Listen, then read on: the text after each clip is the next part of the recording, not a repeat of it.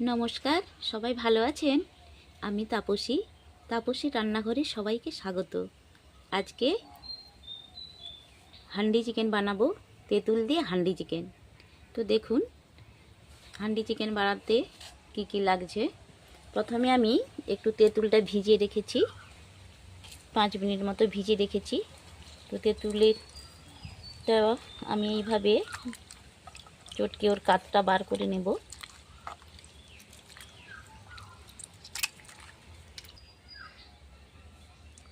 এখানে 750 রঙিন মুরগি নিয়েছি। তো এই তেঁতুল জলটা ওতে দিয়ে দেব।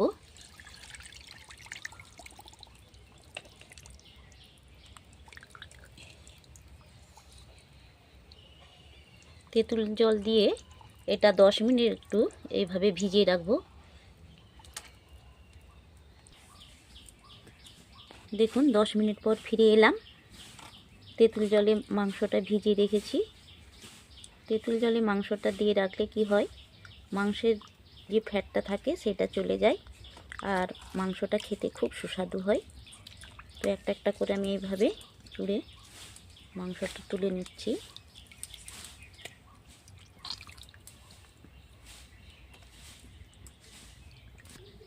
দেখুন সব মাংসগুলো তুলে নিলাম। এরপর এটা একটু ম্যারিনেট করে নেব। তো এতে সব আমি কাঁচা মশলা দিয়েই ম্যারিনেট করে নেব। প্রথমে আমি পেঁয়াজ কুচি দিলাম,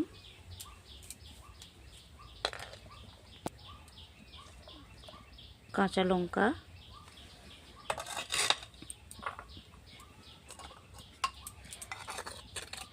রসুন বাটা, আদা বাটা,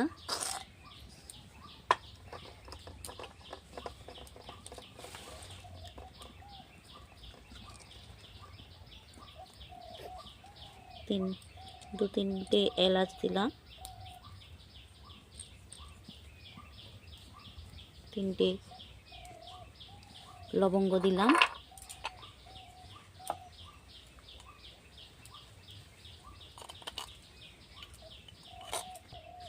লঙ্কা গুঁড়ো দিচ্ছি 1 চামচ,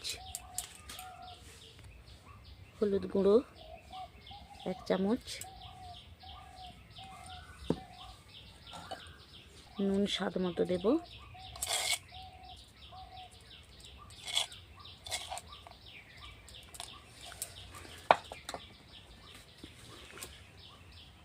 অল্প একটু তেল,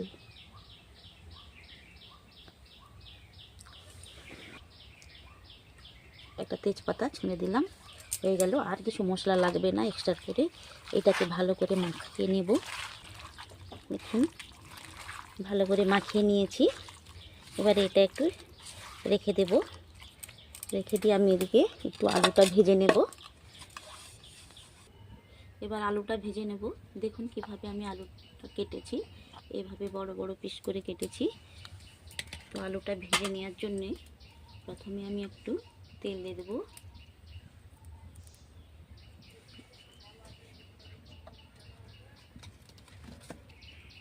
তো তেলটা গরম হয়ে গেছে।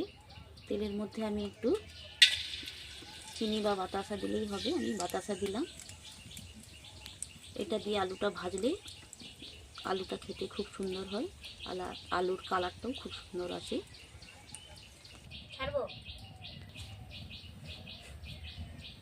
তো এইরকম অবস্থাতে আমি আলুগুলো দিয়ে দেবো। যে কি সুন্দর একটা কালার হয়ে গেছে।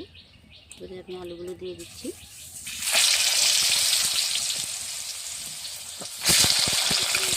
ভেজে নেব। তো এইভাবে আমি ঢাকনা দিয়ে দিয়ে আলুটা ভালো করে ভেজে নেব। আলুটা লাল করে ভাজবো। আলুটা যত লাল হবে খেতে খুব ভালো লাগবে। তো এটা আমি হান্ডি চিকেন বানাবো। এটা মাটির হাঁড়ি হলে খুব ভালো হয়, কিন্তু এই মুহূর্তে আমার কাছে মাটির হাঁড়ি নেই। তাই যে হাঁড়িটা আছে এই হাঁড়িতেই বানাবো। দেখুন ভাজা হয়ে গেছে। এবার আলুগুলো তুলে নেব। একটা একটা করে আলুগুলো তুলে নেব। হয়ে গেছে।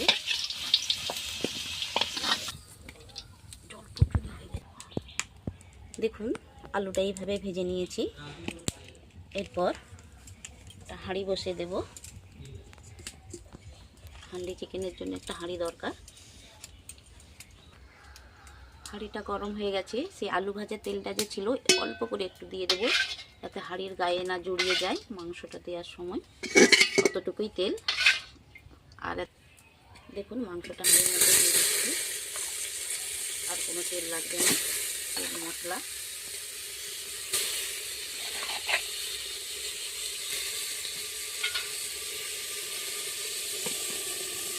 দেখুন হাঁড়ির মধ্যে দিয়েই নাড়তে নাড়তে মাংসটা রান্না হবে, আর কিছু নয়। অল্প অল্প চাল দিয়ে মাংসটা ঢাকনা দিয়ে দিয়ে রান্না করতে হবে। মাংসটা যে ছিল তার মধ্যে যে মশলাটা ছিল সেটা একটু জল দিয়ে একটু জল দেব। এবারে এটা এইভাবে রান্না করতে করতেই হবে, আর কিছু দিতে হবে না। ঢাকনা দিয়ে দিয়ে চাপা দিয়ে ভালো করে রান্না করতে হবে। এইভাবে শুধু নেড়েই যাব, ঢাকনা দেবো আর নাড়তে থাকবো। এইভাবেই হয়ে যাবে হান্ডি চিকেন। দেখুন মাংসটা হাফ হয়ে গেছে, হয়ে গেছে। এর মধ্যে এবারে আলুগুলো দিয়ে দেবো।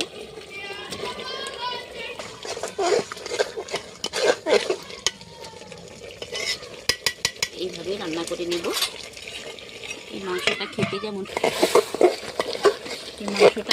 যেমন সুস্বাদু, স্বাস্থ্যের পক্ষেও খুব ভালো। খুবই অল্প তেল মশলা দিয়ে রান্না করছি। এটাকে হান্ডি চিকেন বলে। হাঁড়ির মধ্যে নেড়ে নেড়ে রান্না করা, খেতে খুব ভালো লাগে। দেখুন প্রায় মাংসটা হয়ে এসেছে। এই সময় অল্প আঁচে রান্না করতে হবে। বেশি জাল দিলে নিচে বসে যাবে।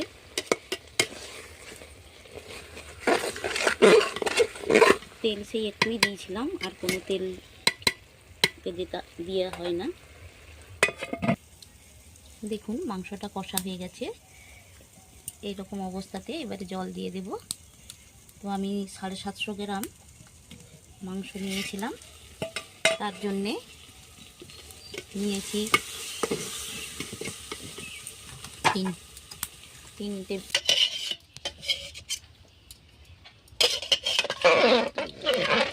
তো দেখুন জল দিয়ে দিলাম। তো নিজেরা পরিমাণ মতো জল দিবেন, কে কতটা ঝোল খাবে সেই মতো। তো আমার হান্ডি চিকেন রেডি। দেখুন হয়ে গেছে হান্ডি চিকেন। কত কম মশলা দিয়ে তেল দিয়ে আমার রান্না। আপনারা অবশ্যই একটু চেষ্টা করবেন বাড়িতে।